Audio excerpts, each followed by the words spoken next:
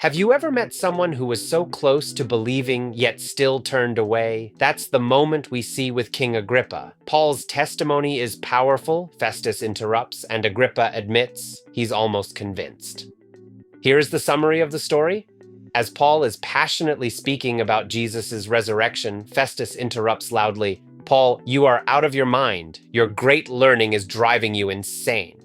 Paul replies calmly, "I am not insane, most excellent Festus. What I am saying is true and reasonable. The king is familiar with these things, for they were not done in a corner." Then Paul addresses Agrippa directly. "King Agrippa, do you believe the prophets? I know you do."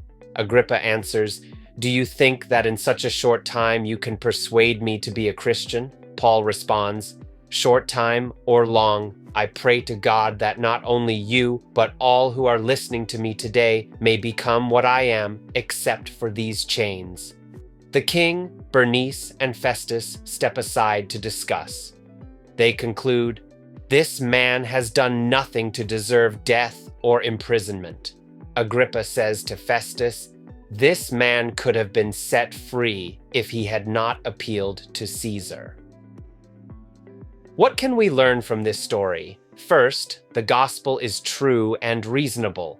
Festus dismissed Paul as crazy, but Paul insisted the gospel isn't madness. It's truth rooted in history and reason. How confident are you that your faith is both true and reasonable? Second, almost is not enough. Agrippa was almost persuaded, but almost is still lost.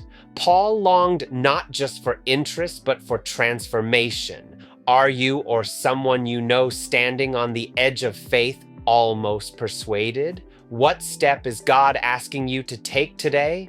Third, chains can't bind the gospel. Though Paul stood in chains, he prayed for his listeners to know the freedom of Christ. His physical bondage could not silence the spiritual freedom he carried. Do you see how God can use your limitations as a platform for his message? Lord, thank you that the gospel is both true and powerful. Keep us from being almost persuaded. Give us the courage to follow you fully. And may our lives, even in limitations, be testimonies of your freedom. Amen. Agrippa almost believed. Festus dismissed it as madness, but Paul stood firm, proving that the chains on his hands could not chain the gospel.